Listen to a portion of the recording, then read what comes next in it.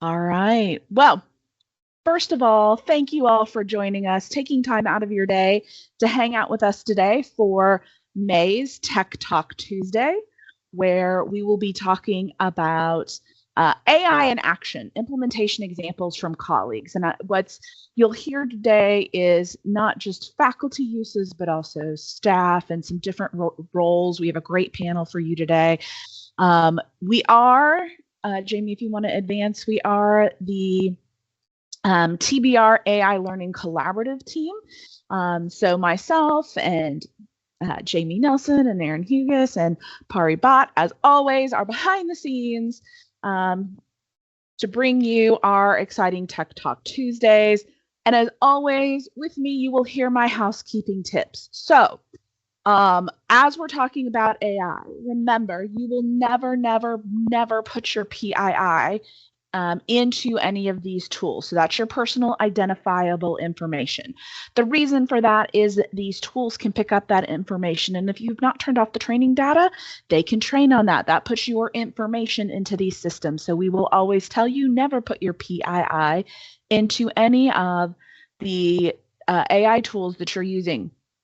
You also need to make sure you're protecting your students. So if you're using AI tools and you're using student-specific examples, make sure you're removing any student PII before you are putting them into one of the AI tools for the exact same reason.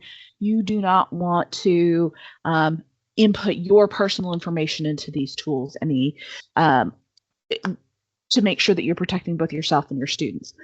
The other reminder we tell you every month, and I always like to give the reminder, is that we actually don't allow third-party recording tools into our Tech Talk Tuesdays. That's also a recommendation coming from our TBR IT team. The reason for that is because we do not know all of the privacy statements. We don't know their terms of use or any of the elements that come in some of those third-party recording tools like Otter AI, Read AI, any of those. If they happen to come in, know that we will very quietly just not allow them in. We'll deny them access. We do record these sessions. They are put on our resource site, which we will give you access to at the end. We have every recording from every Tech Talk Tuesday on those, but we also, but as a reminder, we recommend that you don't use those third-party tools, and we will not allow them access into ours, mostly because of the privacy concerns. I will tell you that the recording and transcripting on Microsoft is fine because you have a university or your institution has a contract with Microsoft, so that's covered under those. And generally, if your university has a Zoom contract and you're using a Zoom room with recording, those are fine as well. The other thing that I will remind you of today as we're going through is we will very kindly be your friend behind the scenes. And if we're going to have a lot of shifting today, and so if we happen to have people coming off mute, know that we will be your friend behind the scenes and keep the conversation going by muting background noise. Those are all of our housekeeping tips for today. And I am going to turn it over to Jamie to introduce our amazing panel. Thank you, Sarah. So we're so excited today. We have 5 of our colleagues from across the TBR system sharing their AI implementation, what they've tried, what's worked well, what they're thinking about. And so I'm going to do a brief introduction of these folks, and then I'll hand it off to Candace as she's going to start us out. So first we have Candace Sweet from Jackson State, and she's going to walk us through generating assessments and rubrics from lecture notes, and I believe she's going to do a demonstration. We have Charity Davenport from Pellissippi, and Charity is an instructional technologist specialist over there, and she's going to talk to us about using AI for grant writing and implementation. We have Cheryl Tace at Roane State, and she's going to talk to us about using AI to redesign assessments for deeper learning. We've got Christine Summers from Motlow. She's going to talk about teaching students to dig deep using AI. And we've got Kent McQuilkin from Pellissippi, and he's going to talk to us about using AI in graphic design and animation.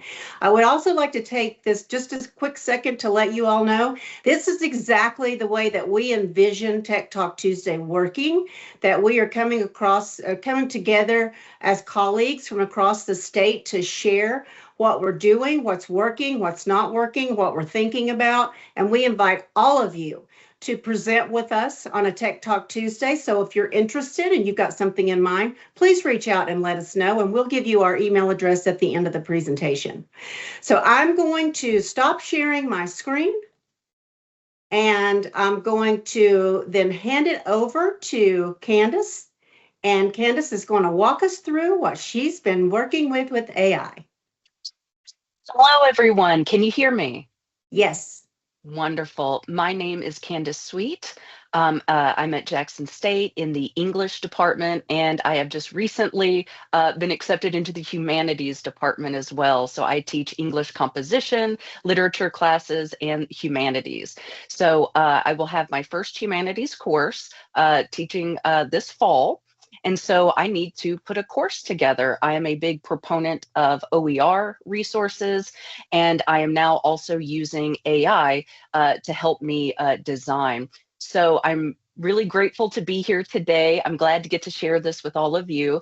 I'm also glad that I'm going first because I think mine might be a little bit more on the boring side because I'm going to do a live demo, right? So I don't have everything already prepared, and I'm going to show you in real time how I use AI to help me in course development.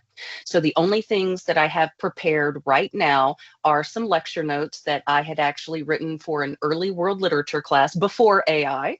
And so I just have those lecture notes, and I have the learning objectives, the student learning outcomes from my course syllabus.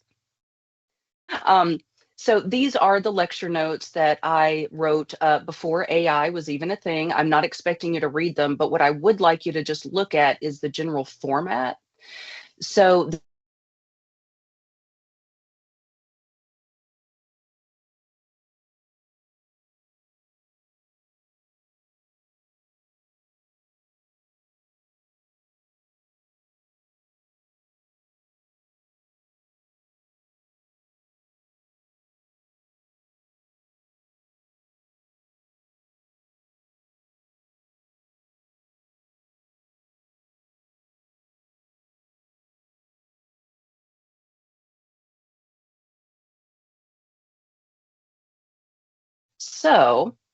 one of the best kind of prompts to write is when you let ChatGPT know what it is you're doing and who the audience is. So I'm going to say, please reformat. Now think about what the notes looked like before. Just sort of, I've heard it described as a wall of text.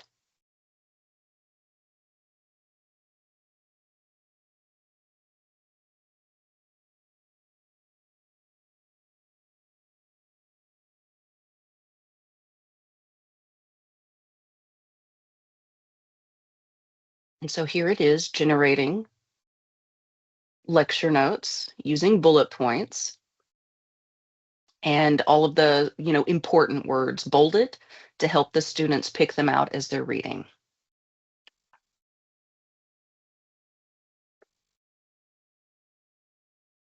The way that I look at AI, I use it as a highly enthusiastic, highly intelligent, but slightly clueless assistant. So if you had a graduate assistant that could help you, what would you ask that grad assistant to do? Now, as I'm looking through these, I think it's too pared down a little bit. So let's say that my assistant, they did exactly what I asked them to do, but now they went a little bit too far, and now I don't think that there's quite enough information to provide context for the students. I said bullet points and vocabulary, and that is exactly what it did, but it took out some of the as I'm just sort of a skim reading here, some of the things, sentences that I think would be helpful in connecting these ideas to each other. So I'm going to ask Chat to revise. Okay, so we're still with the bullet points that students have told me that they like, the bolding, but notice that I am getting some more of that detail. This is was the boring excellent. part. It's Oh, I'm excellent. sorry. It's excellent. Where we're just kind of sitting back, watching it go. I wanted to do it in real time so that you really have a good idea of how long things take. So ChatGPT can be very, very quick. It can, at some times, depending on how many people are using it all over the world, it can be a little bit slower. But I would like to point out that all AI, including ChatGPT, can make up information. It can hallucinate. It's one of those things where my real graduate assistant might say, I don't know that, or I don't know how to do that. Well, AI doesn't do that. It doesn't really think in the same way that people think. So if it doesn't know something, it will fill something in. It will make it up. It will make up sources that don't exist. It will make up information that doesn't exist. So while this looks really super fast, and I can copy and paste this into my eLearn shell in a heartbeat, what is going to take a while is what I call in English composition, the editing, revising, and proofreading stage, because I need to go through, as the content expert, I need to go through this bit by bit to make sure that everything is accurate and that it is actually what I want my students to know. It is pulling from my lecture notes, but now that I'm asking it to revise, it might be pulling from other sources that it knows, and some of those sources may not be entirely accurate. So while it looks very, very fast, look, I've got lecture notes reformatted in, 5 minutes here. It's actually going to take a while to do editing, proofreading, and revising. As I tell my students, that stage of writing actually takes about as long as it took to write it. So while I am eliminating the time it took to write the lecture notes here and reformat them, it did not take away the time that I need to proofread and edit. Okay, so based on these lecture notes, I now want to design some assessments. Okay, so these are my learning objectives. I'm going to copy. Okay, so I'm going to come over here. I feel like we should have some music in the background. Da, da, da, da, da, da, da. Okay, make it where it's a little bit easier. Okay, answer the following questions. Now, I have not seen this before. I'm doing this in real time. Okay, so it's saying short answer questions, vocabulary and literary terminology, match each item. Okay, a reflection question. And notice how it is designing it and aligning it with the course objectives. And it's telling you, this is the learning objective and which specific question and part aligns with that learning objective. Okay, so that seems fun, but let's see. Can I remember, I'm always very polite. So it's not give me some more, it's can I have some more ideas for activities to complete in class. So let's say we have a ground class.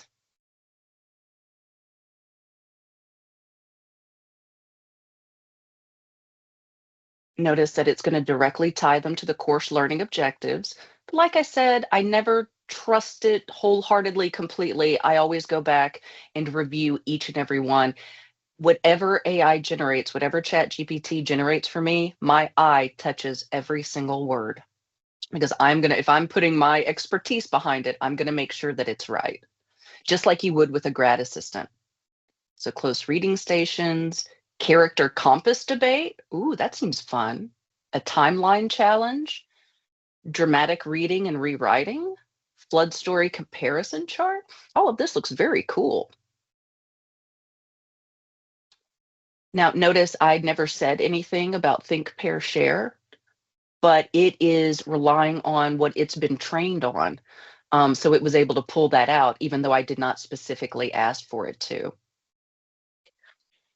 One thing that I found incredibly helpful when I was asking for instructions is I took assignments that I had created and I put it in, and I asked ChatGPT to revise it based on the student's point of view. What are some things that they would need to know in order to be able to complete this assessment effectively? And I noticed that a lot of times it would put in step-by-step guides, and it would really give them a lot more detail than I had kind of thought of. And so I was able to create paper assignments that were based on my own, but that were centered not from my point of view, but from the student's point of view. And notice that it is also creating a grading rubric for me that I can put directly into our learning management system. We use D2L. Okay, but I want the paper to be worth 100 points. Now, just like the assistant coming and they have this, I can look over it and go, well, we're not really doing that part, or do it to this instead. But notice that it is aligning it, the criteria, and it is also telling you which learning outcome it is specifically connected to in which part of the paper. Okay. Candace, that looked amazing. Thank you for sharing all of that with us. Stop sharing my screen now. Thank you. Yes, it stopped sharing, but you did. That was really at the beginning. Yeah, no, that's fine. But I really appreciated the real-time example, but also the reminder that AI is an assistant. It is not the end game, right? This is the place to get us started and help move it faster, but also how quickly, what I appreciated was how quickly you were able to go from your lecture notes to something that was more readable based on student feedback, but then also could start brainstorming some assessments, and you did that in a very short amount of time. So I appreciate that example. Thank you so much for sharing with us. Well, thank you for letting me share that. But yeah, it cuts out a lot of time, but not all of the time. This is not put it in my course, eLearn, and I'm ready to go. No, all that editing and revising is still there. But one thing that I got feedback on for an American Lit class was I gave them several different kinds of assessments for discussion board. If you're a creative learner, do this route. If you're analytical, do this route. If you're visual, if you're hands-on, and they really appreciated having an option based on what they felt their learning style was. And so I was able to get those ideas very, very quickly, because I'm maybe not as visual a learner or hands-on. Maybe I'm more analytical, but I'm able to meet those students where they are, even though it's not my particular skill set. Exactly. So thank you so much. Exactly. Thank you, Candace. We appreciate you. Now, Charity is going to share with us how she's using AI for grant writing.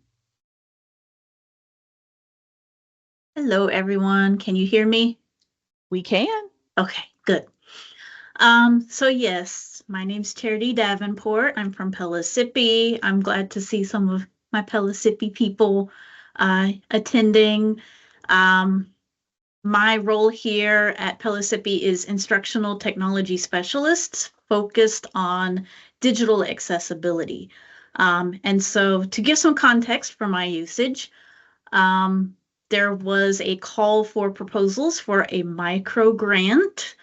For a very long time, I've been trying to spread the word about accessibility and try to get like a little army of faculty liaisons that can help other faculty in their departments, being that I'm only one person here with accessibility, and my role is mostly in just training.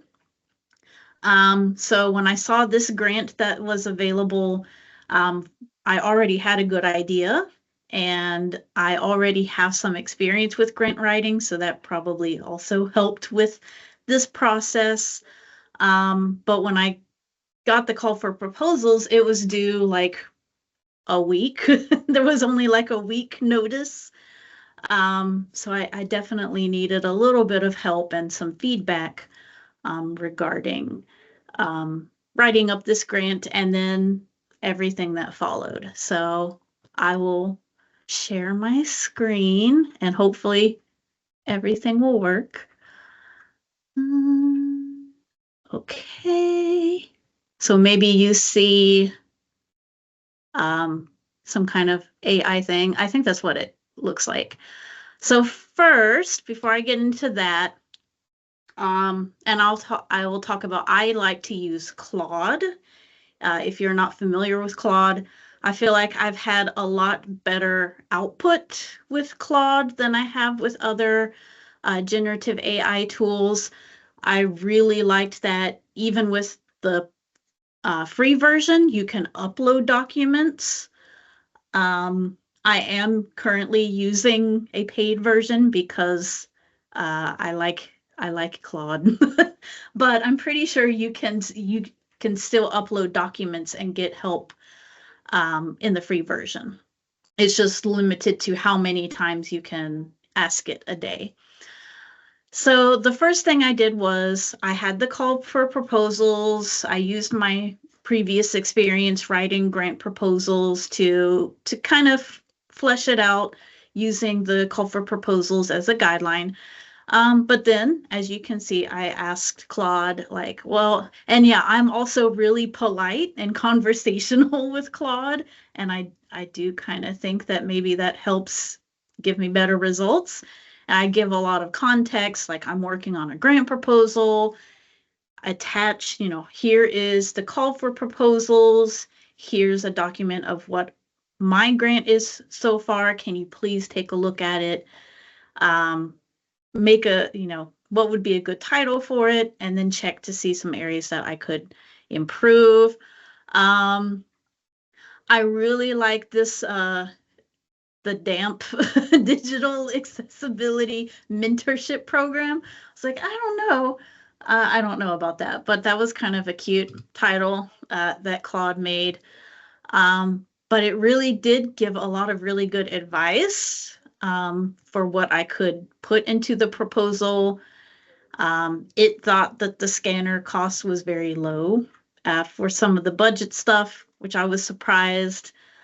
It gave me some good feedback on how do we evaluate this grant once it's implemented, and the sustainability section. So I think it was really helpful to give both what did they want from the call of proposals, and then also what did I have in my grant so far. I like it said, the timeline is quite tight. This grant was a micro grant in that there wasn't a lot of funding for it, but also that's because it had to be finished spring semester of this year. So it was only for one semester. So I was like, well, Claude, yes, the timeline is quite tight. But it really gave me good feedback. And then I wanted some different titles. And I think I went with kind of this one. The Access by Design ended up being the name, the short name for our program. It was called Access by Design, Improving Student Success Through Digital Accessibility. So that part was really helpful. And then here was just me. I'm really wordy when I write. In grad school, when we'd have a word limit, I was always like twice the amount over. So Claude really helps kind of condense my ideas. That was kind of similar to Candace's, where it's like, okay, here's what I want to say, but how can I make it shorter and clearer? And Claude gave really good feedback for that. So that's just all that was. So I turned in the grant proposal. It said that if if your grant proposal is accepted, you will be notified. I think it was like before winter break started, so like December 15th. Well, it became January 15th and I hadn't heard anything. And so I started getting worried, and I was like, well, I guess that means like, I didn't get the grant. And then 2 weeks into the spring semester, where the grant was supposed to be finished, I got a notification. Your grant proposal has been accepted. Yay! yay. And I was like, okay, that's great. I have to hurry and do everything. I gotta, try to recruit faculty to participate. This program that I had made had 5 faculty accessibility mentors called FAM. I made that, not Claude. And then 5 basically mentees that would be learning from their mentor to make their courses more accessible. I was like, well, okay, I need to make an application for that. I gotta do what I said I was going to do in the grant to give a pre-assessment. I need to go ahead and make, a timesheet sort of to make sure that they're on track. And so I was like, Claude, please help me. And so I will pull that up. Hopefully that's going to show of him definitely helping me out with this. I don't know why it always puts me at the very bottom. And yeah, I said, I need a lot of help in my prompt. Please help. And I think the number one thing that was helpful was Claude using the grant proposal to make everything. So that helped me be accountable that I wasn't forgetting something. It was super helpful in making the pre-assessments, the post-assessments, the applications. So here I was like, okay, I need to make, the recruitment form. I also have to make 2 separate forms. I have to have one for the mentors and I have to have one for the mentees. So I was just like, here's this document, please make those. And just right off the bat, yeah, of course, like Candace mentioned, it wasn't perfect, but it was definitely a very helpful time-saving start. So for example, I probably should have gone back to my proposal and re-evaluated the dates, because I did have to go back and change all of these dates that I had set because we had to start late. But all of this ended up in the form, the time commitment. I don't think I could have done this in nearly the amount of time as I really needed it done. So I was very helpful. I like that it was clear about what are the responsibilities if they get accepted into this program. Why are you interested in this program? The availability.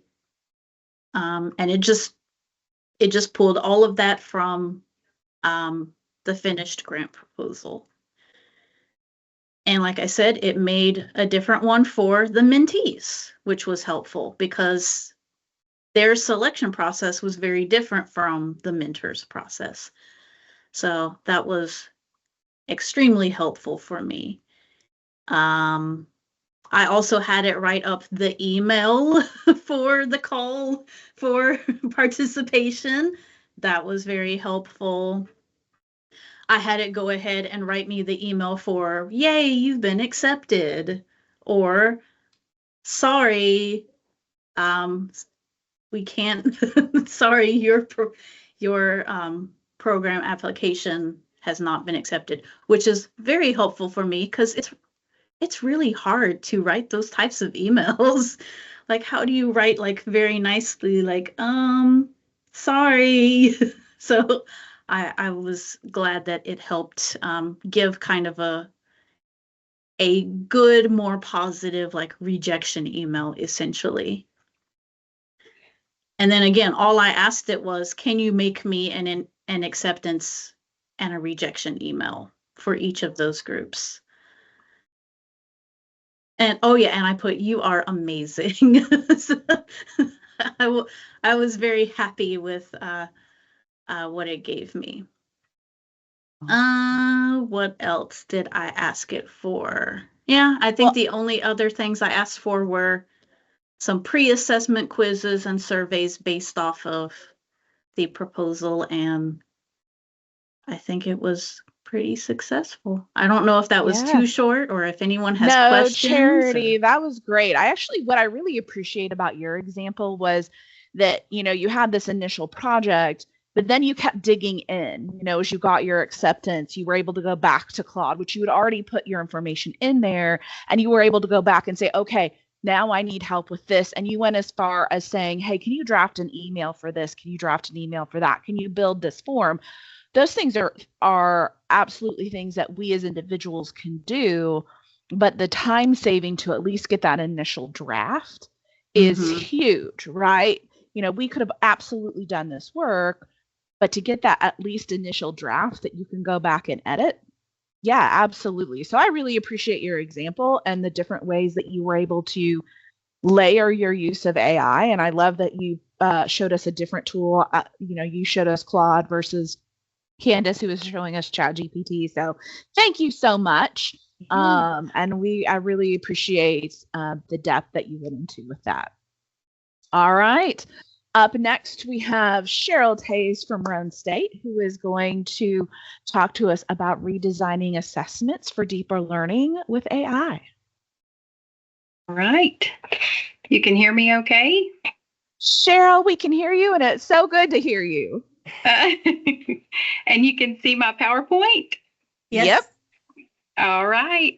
Well, thank you so much for having me. Thank you for the invitation to share some things that I'm doing. I really appreciate it and am honored as well. So what I wanted to share with you, from knowledge to creation, using AI to redesign assessments for deeper learning. I am the site director at Roane State Fentress, and on the side, I do some adjunct instruction for Roane State and for T&E Campus. I've taught several other things, but currently I'm doing human resource management. So really enjoying the topic. So a little disclaimer here at the beginning, definitely not following James Robinson's 6 rules of impactful PowerPoint designs, because what I'm trying to do is share some screenshots with you just to kind of show you through the process. So working with competency-based education with TBR for a little while, and then 23 years of CTE education, these competencies and the importance of teaching those it flows through my blood, it's in my bones. And when I do teach, this is what I think about, because I don't want them to walk away with just the knowledge, just the understanding, but I want them to be able to apply it and to create things, especially. So in this course, I just kept expressing the importance of these students, the human resource management students, whether they are pursuing a degree in human resources or not, to be able to produce some things that would be artifacts for a portfolio, so that when they walk into that, whether it be an internship interview or they're going in for that career, that job interview, and they say, can you create an employee evaluation instrument? And they can say, yes, I've done that. Let me show you. So those things turn into conversation pieces. They talk about why they do them and how they did them, what they learned from it, and how that tool would be used. So for the human resource management course, the 4 major course outcomes are introducing students to effective management of human resources, assess the key legislation. Then those last 2 simply say discuss and explain. So I felt like the first one, introducing them to effective management of human resources, really opened up the door for me to create these types of assessments that's going to have them to produce things and show that they are very competent, they've got the skills and the aptitude to go into that field. So for example, the module 9 that is in that course was on appraisal effectiveness. And so again, you've got the word discuss, so they've got to do that, but here is where we want to be able to do something, and it's to identify the techniques of improving appraisal effectiveness. So if you think about the textbook we use is Lumen Learning. It's going to have them to do some multiple choice quizzes. There's going to be some tests of knowledge, which are still just clicking and moving on. So there's a lot of guesswork in that. If they don't know the answer, they can still guess. That doesn't show aptitude. So this gave me an opportunity to convert this from a type of assessment which just allowed them to discuss it into something that they can create. And I've already just left my notes. I've just taken off. So let me get back to that.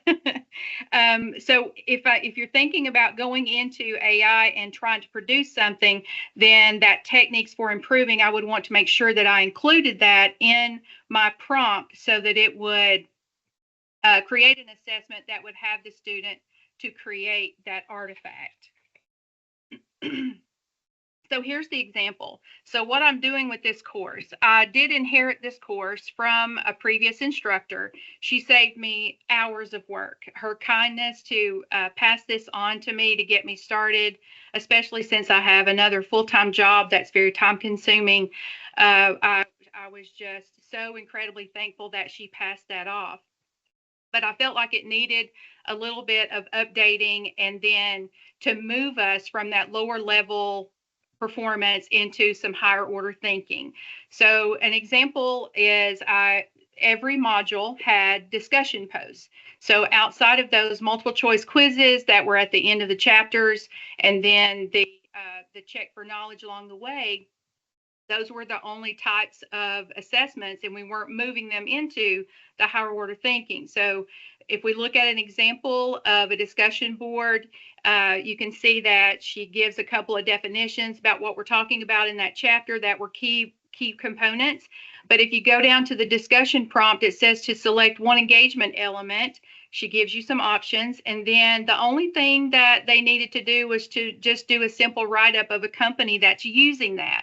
So there wasn't a lot of application there. You're really just researching, you're finding it and assessing whether it is an example or not, and then bringing it in and putting it in your discussion post.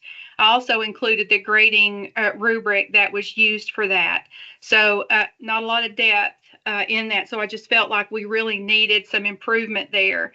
You know, just yesterday I was at another conference and the term discussion board assignments came up, and there was kind of like a roar across the room. And I thought, well, I guess I'm not the only one who feels this way, that it's a little bit frustrating to get that really good response or assessment from them. And I think that there are situations, I think there's learning modalities and situations where discussion posts are good. I remember from graduate school when I was getting my degree in instructional design, we had job experience, we had work experience, we had experience where we could apply that knowledge of the questions and the terminology and the facts that were being presented to us. We could discuss those things and use those experiences to write about and to respond to our classmates about. But I think a lot of times in these introductory level, you have a lot of very young students that they don't have that place to apply it. So it's hard for them to discuss in some situations. So that's why I felt like at this level, we needed to move them beyond that just a little bit. So this is the response. So at the bottom, you see the response of the student making the initial thread. And it feels a little bit like AI. It feels like it might have been generated by the writing style. I can't accuse them of that, and I won't, but it's what it felt like to me. And then you can see at the top, you see the response. I like how it's clear, the use of strong evidence. You know, can we really say, is that learning? Is there progression here by the learner? And I just don't feel that it is. And we have to ask ourselves as instructors, do we just want participation? Am I just going to check them off because they jumped into the discussion post and wrote something down? And in my teacher heart, I can't do it because I don't feel like there was learning going on there.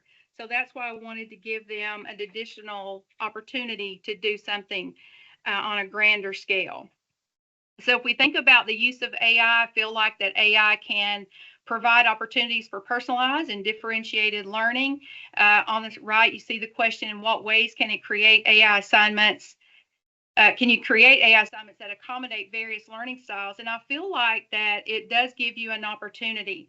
And the way I'm able to do it is at the beginning of the semester, I always ask the students when they introduce themselves, what is your major?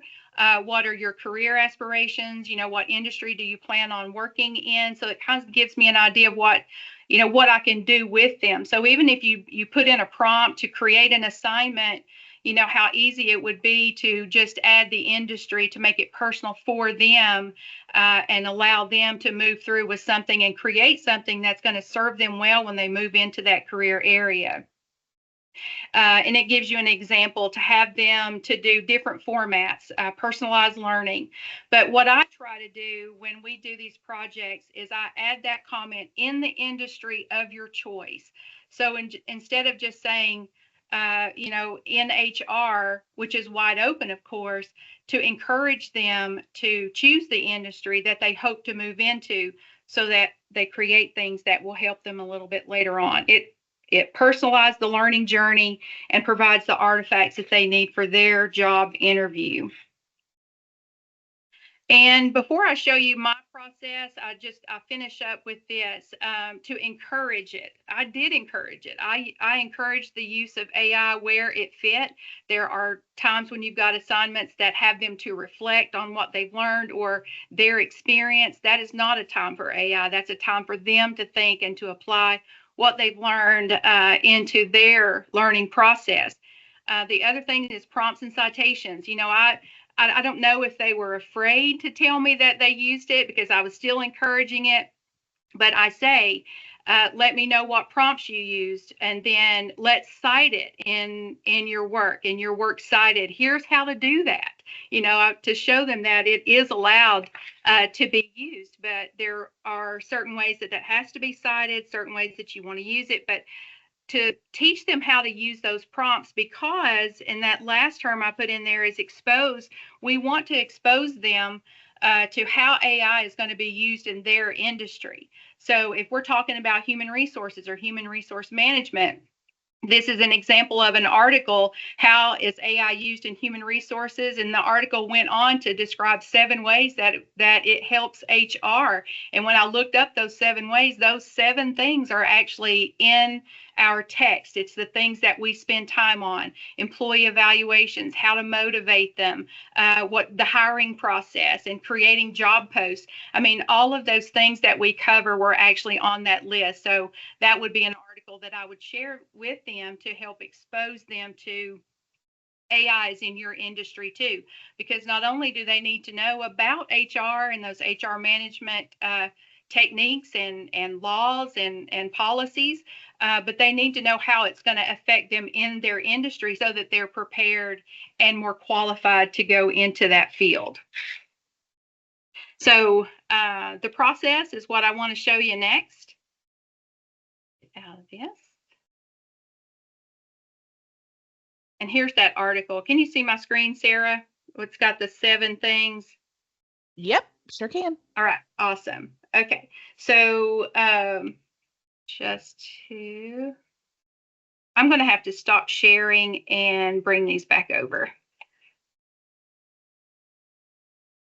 I'll just share my other screen. Here we go. You can see my second screen, Sarah. Sorry, I was on double secret preparation. Yes, I can see I'm an adjunct instructor for community college. Awesome. Okay. So I shared with you that post, and my light went off, sorry. I shared with you that discussion post assignment. And so what I did was I went into, I used ChatGPT on this one. So, and I like the 2 previous ladies are very kind. And that's just the Southern way of doing things. I feel like I say please and thank you. And so I set the stage for them, who I am, who my audience is, and I want to include what my objective for that course or for that module is in there, so that we're taking them in the right direction to get the right kind of assignment. So I just converted that, and I didn't share the whole post. I just brought out what it brought back to me. Put the prompt. I also put that discussion post, the entire assignment in there. So then this is what it came up with. So it's going to have them to create a 2 to 3 page, yada, yada, yada. It's going to have them to cite it, all those things that I wanted them to do. Well, then I thought I needed more of an artifact than just writing. So what else can we do with it? So I went back in.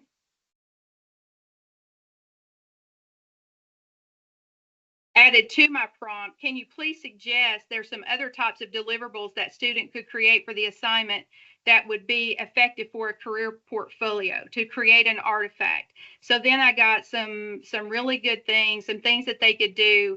Give them options, pick what you want them to do, or give them options so that they can bring out their strengths in the assignment.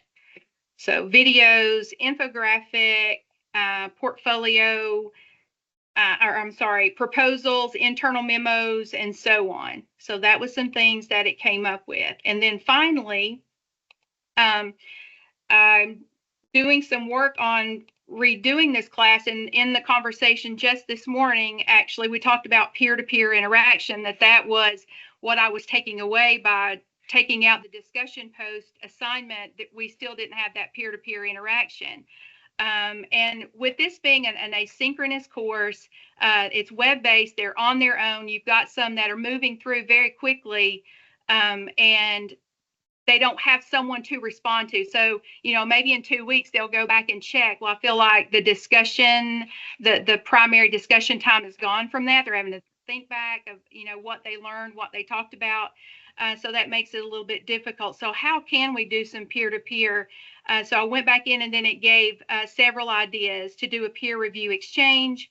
And you can set up the guidelines for this. You can create groups to pair them up, that they can go in and take a look at their work. So it's not a discussion where you have to think back. They're reading the work. They're giving some feedback. So that gave me some really good ideas to still keep that peer-to-peer work. Awesome. So that's how I am currently using AI. What I hope to do, just a couple more things. The benefit, I did use it a little bit this past semester. It improved the interaction between myself and my students. I introduced mastery learning. It wasn't a one and done. If they didn't do well on the assignments, I had them to redo it, tell me your changes, talk about the improvements, and then I regraded. So they were so appreciative of that. And then that gave them those quality artifacts to take in. And then you're able to keep the topics current. You can take that same prompt, redo it every semester so you don't have the same projects going on.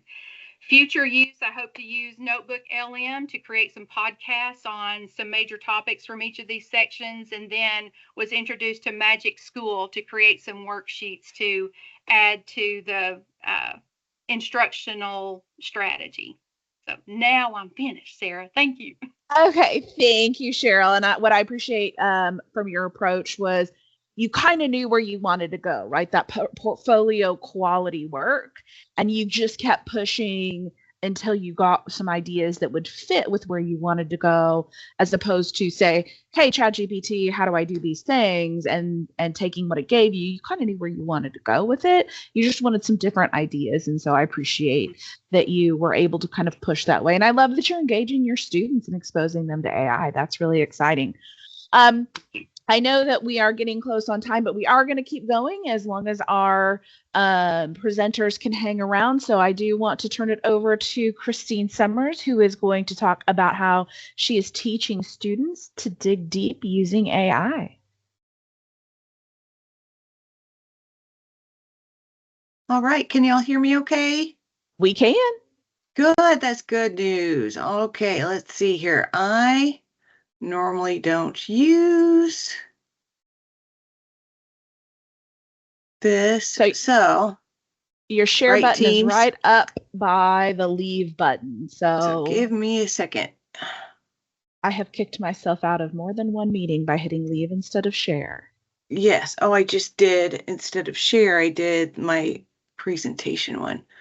Okay, so window or screen? You will probably want to share a window. If you Window. share your Oh, screen. there we go. If you I share, see. yeah, Perfect. I said that backwards. There you There, go. can you all see that? We can. Yay! Let's see if I can do, there we go. So this is great because everyone in front of me has gone over a little bit of what I do. So this is going to be super easy, but what we found at Motlow is that teachers are very afraid of using AI, especially in general education. Also, what we know is that we're being asked by our business leaders in Rutherford to teach our students how to use AI because that gives their company a competitive advantage. So we're in between this rock and a hard place of how to use it and when to use it. And because the students have been taught that using AI is cheating, they feel it's cheating. So, and because the environment is changing so quickly that as teachers, we don't know what to do for them, right? And then we don't have the guidelines. So I was told by someone this year, I had a student that used AI. I knew they used AI, so we all know this. I'm telling this story as a prelude to what I'm going to share with you. So I think, oh my gosh, as Cheryl just said, we're working on the mastery learning. So I give them another chance. I say, based on what you've put in, I know you used AI. And this student, instead of discussing it with me, went to our dean and said, I used AI, I got a 0. I don't feel I should have gotten a 0. And the dean told me to put him on the academic misconduct list under investigation. And I told the dean that I refused to do that and called the student, and then we worked it out. So there's a misnomer in that AI is bad for students to learn to use, which is why I think it's being accepted slowly.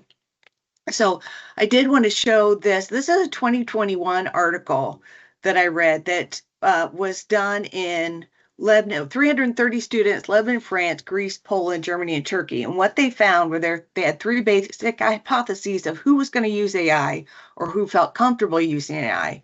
Introverted was not supported, extroverted students were not supported, but those with high academic self-efficacy, that hypothesis was supported that they felt okay using AI. So the students feel comfortable in the knowledge they have within the course. They feel comfortable learning AI or using AI. So what I'm doing is introducing it towards the end of the class rather than at the beginning of the class. So then they feel comfortable. So a couple problems that I have been running into during COVID, and freshmen coming in, because I work with a freshman sophomore population, they often have times connecting with each other and they're a little nervous. So my problem was getting them involved, talking to each other and excited about projects. So my need was giving them a feeling that they had no wrong answers, because students don't answer because they think they're going to look stupid or they think the answer is going to be wrong. So I try to create an environment of no wrong answers because I work in business. Business is the philosophy of business, the philosophy of entrepreneurship.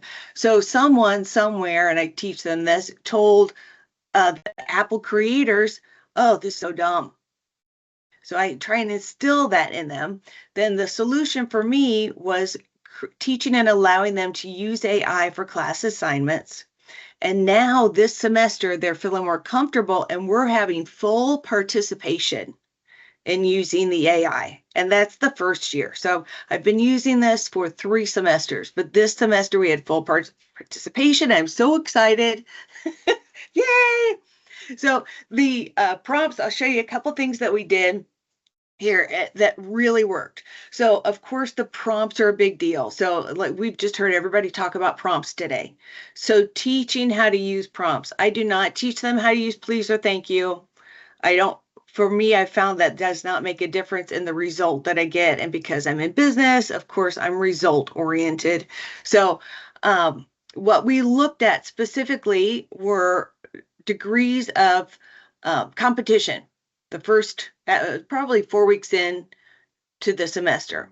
And we looked at US companies and manufacturers. These are the prompts I used. Name the companies in the US that manufacture airplanes. Tell me about Airbus. Oops, I went too fast. Hold on. Then give us an example with references because I want them to use those references.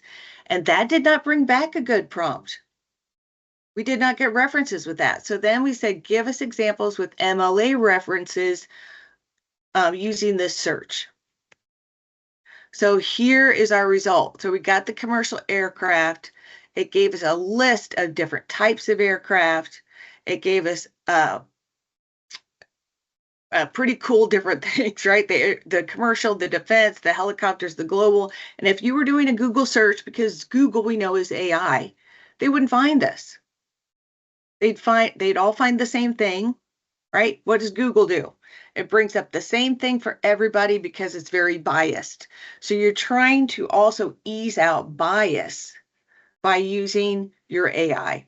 So AI will bring you back more details based on your prompt, whereas Google will not. Or you put in a very long sentence and it brings up only keywords. So it's written basically on a keyword search basis, the old school, right? So we got back some really great information and it had them dig deep into their assignment.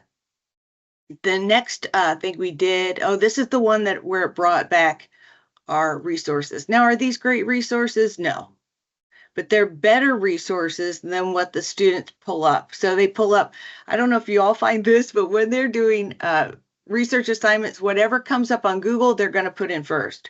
So whether it's a good resource or a bad resource, they're not worried about that. They're worried about just putting a reference into their paper. So what I have to teach them is what's a good resource and what's a bad resource. Now, Investopedia is usually a good resource. So we stuck with that and then dug a little deeper into that. I know I'm going fast. Everybody's okay, right? Yes, because we've covered most of this already. So this is why I'm going fast. Okay, so then we get to the fun part about 9 weeks into class and we start doing PowerPoints and then we start creating our own ideas. So in the Intro to Business class, I teach entrepreneurship and marketing. We go over accounting, finance, all those things. And then this creation, one of the final projects we do is an accumulation of all of that. So one of the students this semester, we were focusing on creating the PowerPoint. I allow them to create the PowerPoint in any AI that they would like. Right? Some people put it in Canvas, some people put it in a free PowerPoint with chat, anything like that. And then they can take it, of course, and adapt it. They'll have to adapt it because it won't come back perfect the way it's needed to be as a PowerPoint. So we created in class, they have to, this one group was looking at Harley. So they wanted, all of them have to create a marketing plan to increase sales and market value. So what this group found is that Harley has gone down 36% in sales over the last few years. And they discovered that was with the boomer generation. So they wanted to make this towards Gen Z. And they came up with an idea for dirt bikes because that's really cool, right? The dirt bikes, you do those big old flips and X Games. I don't know all that stuff or what it's called, but that's what it is. And they generated their own photo. And this was in chat the first time they put the prompt in. I thought that is unbelievable. So Photoshop couldn't even do that. And Photoshop is very expensive. So I was super pleased with the ideas that these students came up with and the prompts that they came up with. And it's all about those prompts. So what I'm trying to do is encourage the school to allow students to use AI for research and digging deeper into their ideas, because the regular prompts on the system on Google search, which D2L works best with Google, we all know that, the regular search doesn't bring up good details. So the other thing we did, and this took us down a little bit of a rabbit hole, which it was good, learning how to go down that rabbit hole and come out on the other side, because there's going to be problems with your chat. And as we've all discovered discussing this. So I was teaching them how to address when AI is wrong, because it can be wrong. So we were looking at franchises in the US. They had to select 3 and write about those 3 with answering specific questions. So generally what they do is look it up and find some kind of Google page that says these are franchises in the US. And on that page, inevitably, it says Starbucks is a franchise. Well, Starbucks is not a franchise. So I have several students put Starbucks in their paper. So instead of looking up on Google search, we decided to use AI for this. And what it came up with is all these different options for franchises. But we went through, as everybody went through today, and showed, here we go. Here are some problems with the response that I'm getting from AI. So we found that Marriott International came up as a franchise. So we put in a prompt, not in chat, but a different one called DuckDuckGo Assist.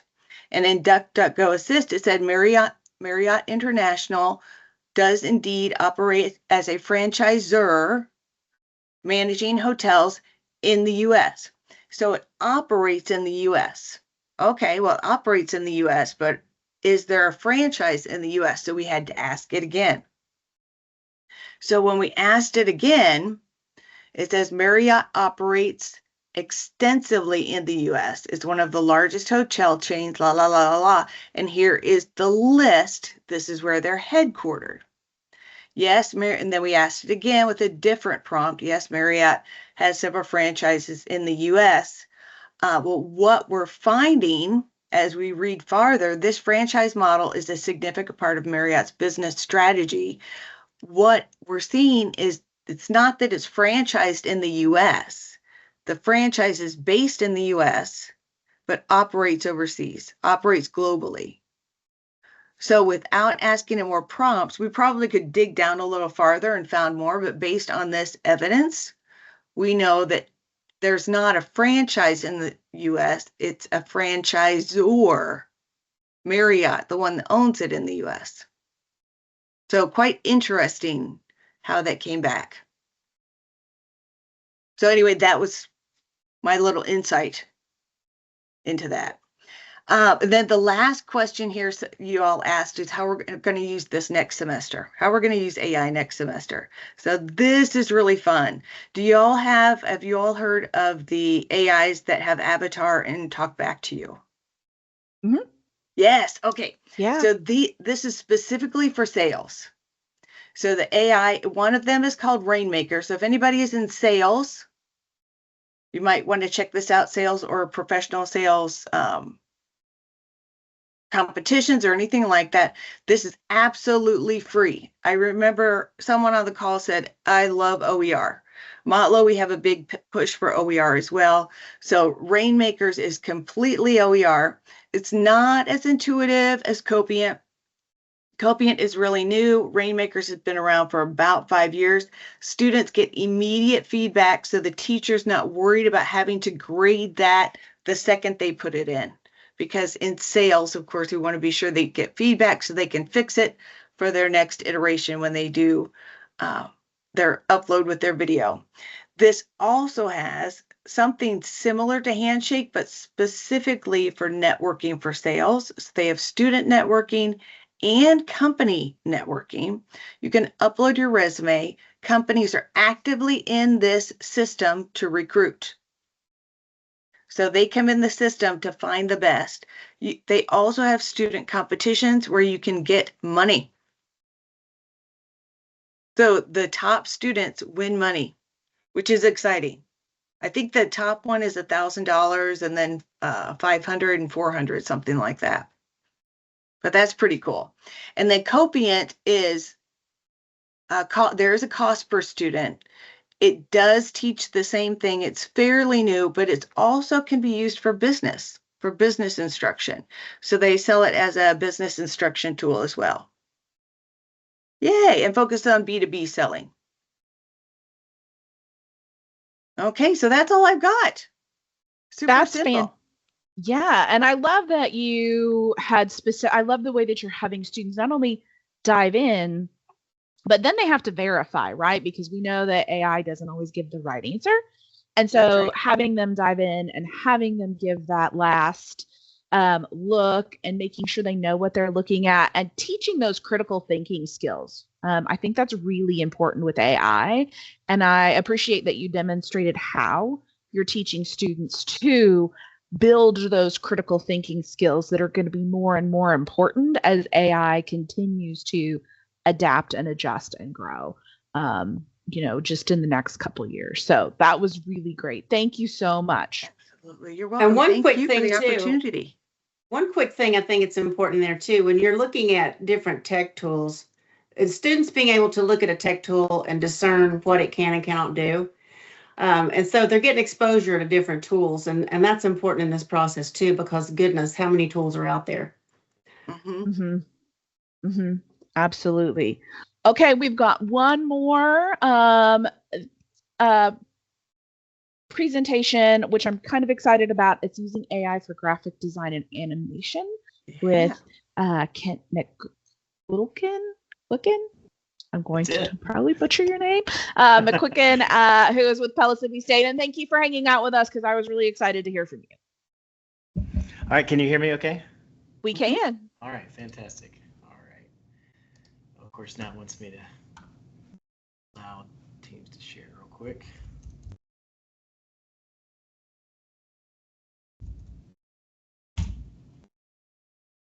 I'm going to have to back out and come right back in because it's making me change my preferences to allow me to share my screen. So let me back in here just a second. I'll be ready to go. Sorry about that.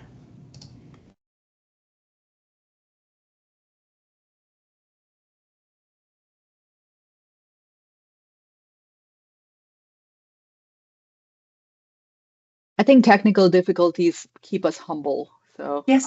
I'm always welcoming them. Yes.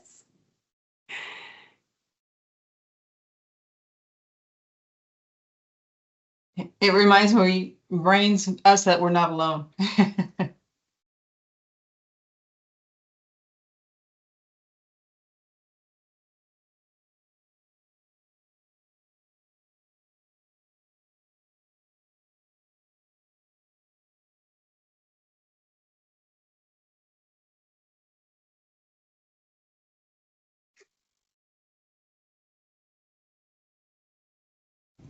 Okay, so hopefully now I'll be able to share. Sorry about that. So are you seeing? We can see your screen. There right. You go. All right, so I am Kent McQuilkin. I'm the animation academic coordinator at Pellissippi State, and I'm going to be talking about AI and graphics and animation, and that's kind of more of an industry talk that's more tied to, of course, my students and our industry, but I also want to try to bend it back to focus a little bit on the impacts of education and how instructors and administrators can use some of these graphic tools as well to help share their information. I'll talk a little bit about myself. I'm an author for Focal Press in Cinema 4D, which is the major 3D software for broadcast. I've worked in broadcast animation for almost 2 decades. And that's also what the major market is for animation in our area. So our students are, like Christine said, our students are expected to be on the cutting edge of the technologies that are out there, and AI is certainly driving that. Animation's always been an industry that's been fast moving. It's always changing, and AI is just exponentially, really throwing that into a whole nother gear. And so we're implementing that in the classroom. And again, we work with our advisory board and our industry partners to make sure that we're keeping our students in the know of what they need to have knowledge and a handle on. I also work in I've worked in as I said, broadcast for many years. I also work in simulation and visualization, mainly in the nuclear nonproliferation space. So I work with the Defense Department, State Department, other entities like that.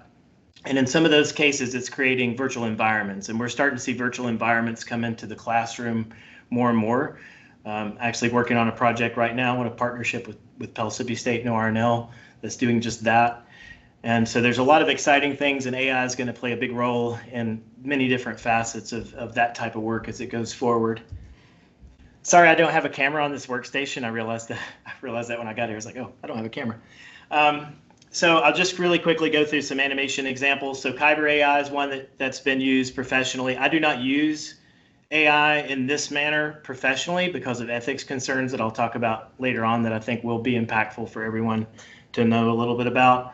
But I do experiment with it in my own time because it is going to be something that's going to change how we create animation going forward. A lot of times when you're designing television shows and things like that, you'll have a lot of voices in your ear about, hey, we want this to look like a watercolor painting or this or that. And those type of things are very difficult systems to build.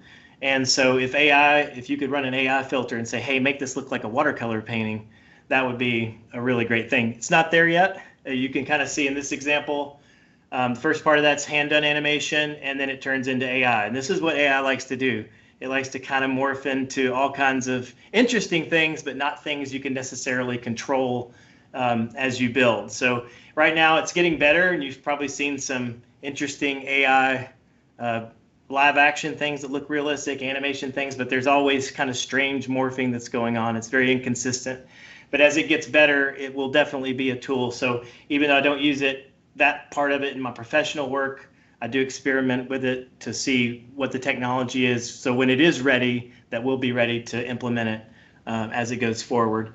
One thing I do use is a software called Wonder Studio AI, which if you've ever seen motion capture, where those people wear the tight suits and they have the little ping pong balls, and that's how it used to be. They've ratified them quite a bit since then. But the cameras would track those vertices and then could build a skeletal rig to get the performance. Those suits on the low end are about $2,500 a piece. This software cost me a fraction of that, and I'm able to actually capture motion data from video. And I can actually do up to 16 performers at once. So it's using AI in a way that's really saving money and also making single individuals in small studios be able to do things that larger studios could only handle in the past. This software also does compositing. So you see this character here, it's showing me the rig that it's building. I could actually upload one of my characters and it would composite it into the shot. So it would light it like it's lit here. If there's any depth of field or anything like that, it would actually do all that for me. Does somebody have a question? I see a raised hand. Yeah, we do have a hand up. I don't Margie, see anything except your first slide. Have your slides changed? Yes, the slides are should moving have. on my end. Okay, I'll reboot my computer. Thank you. Okay. And so, so we are utilizing that technology mainly just to get the skeletal rigs. I do my own compositing, but it's just a way that is changing how we work and making things much more accessible, and really giving individuals in smaller studios a chance to do larger productions without all the cost. And that's really one of the huge benefits of AI. And I tell my students, it's kind of like what happened in animation in the past. It's always rolled with technology. That's part of the process. And there were animators who were afraid to go to the computer and go to the digital tools. Well, the animators that didn't go to the digital tools were no longer animators, whereas those who did have hopefully continued on in that process. And I do think it's something where you're going to be in animation and graphics, you're going to be someone who uses AI, or you're going to be replaced by somebody who does. So it is a tool. It's like we've talked about. It's not taking over, but it is a huge tool set that's going to help us going forward. One of the most important and exciting things with AI is virtual building. Building virtual environments. The NVIDIA Omniverse is an example of that. It's totally free. You do have to have a computer that has an NVIDIA graphics card to run it. This is an example of Amazon Warehouse, where they actually will build digital twins at scale of their warehouses and program. So you have those robots that go and do all the shelving and all those type of things. And they actually program those inside this virtual world that's built at scale. And so when they actually go into production to build the warehouse, it's ready to go. The robots are already programmed to be optimized based on the simulations they run in these environments. And for our part, we're not using Omniverse. We're mainly using Unreal Engine. There's other And those are all free software. So it's things that people can get into, our students can get experience with without any cost, which is fantastic. And AI is going to continue to be a huge part of that going forward. All right, so this is hopefully the most relevant for this audience, and that's generative AI for graphics. And I think about, Christine gave a great example of that with the motorcycle. And I think about with teachers and anybody who's making content and trying to educate or inform an audience. You know, we've all heard a picture's worth 1,000 words. And this allows us to create things that are very focused versus creating graphics that, you know, come from clip art, and you're just trying, you know, you're trying to find the best, most relevant thing from clip art. I think across the board, English, history, math, sciences, how beneficial it can be to help reach visual learners through these generative AI graphic tools. So the first one, and one that she referenced, was through OpenAI, which is ChatGPT. The system it uses behind the scenes is called DALL-E, and you can use it for free. You can also get a paid version that will do a little bit more. I doubt anybody here would need that. It's really for doing sizes and things like that that are kind of beyond the scale of probably what anyone would need. But you can see here's a prompt: create a 9:16 image of a robot creating an image on a computer. Funnily enough, it built a robot drawing a robot. So that's we talk about AI taking over. I am going to put a couple of things in the chat, a couple of links in the chat. I am a little concerned. Midjourney is a very popular one. It does cost money. It's one that's used a lot in the professional ranks, probably the highest quality image generator. Again, I don't use it for professional purposes, and I'll explain why in a moment. But it is a great conceptual resource. So if you're just trying to conceptualize things, again, when I'm talking about clients coming to you and saying, hey, we want it to look like this and have a little bit of this and a little bit of this, that's oftentimes a very long process to work out what that conceptual design looks like. When you can throw it in AI in some of these programs and get a lot of different examples, and they can say, yeah, I like kind of this, this, and this, and then you can build your own graphics based on those different types of looks. Canva is one that I'll put a link to. It's free, and you can also get a paid version of it. Again, I don't think anybody would need that. And similar prompt: create a robot creating an image on a computer, and you can see what it did. And it gives you several iterations of that, and you can refeed that in there and get different versions of it. Then we move to Adobe Firefly, which does cost money. It used to have a certain amount of free access online. Don't think it does anymore. I think now it does cost money. This is one we use in the classroom a lot because it is also built into Photoshop and Illustrator. And there's an example of a project that we do where I have the students make a digital matte painting from a photograph. So they have to, it's a forest, and there's two large foreground trees. They have to separate those trees from the background. And then in an animation software, you can think about these being put on a plane of glass. So each tree is put on a plane of glass and pulled away from the background. And then you can add a virtual camera and move it through that space. This is done in production all the time, and you end up with a 3D photorealistic environment. But the students have to fill in the area where you rip the trees out because now there's nothing there. So that used to be a painstaking process of grabbing pixels from around those areas and trying to fill in using different tool sets. Now with AI, what used to take the students probably 3 hours to prep that file takes 5 minutes. And the AI does it much better than they do. And so again, that's an example of, do you want to pay somebody to do 3 hours for the same work and it not come out great? Or do you want them to have, or it may come out good, but it'll come out better with the AI and it takes 5 minutes. So these are things that are changing the way we work all the time, which keeps me on my toes for sure.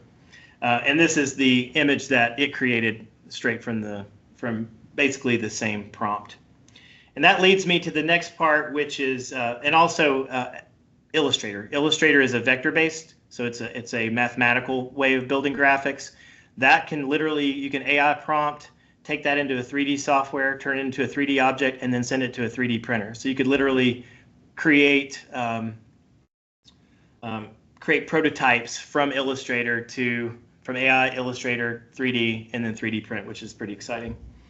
So the ethics, Clean AI. Clean AI is not like ChatGPT, DALL-E, Midjourney, Canva. Those applications, they're fine to use right now, but there's probably eventually going to be some restrictions on those, because those just go out to the ether. They go out everywhere. So I have a lot of content I've created. If you're prompting something and it's using work that I've done to influence what it builds, I'm not getting compensated or even acknowledged for the content that you've got from me.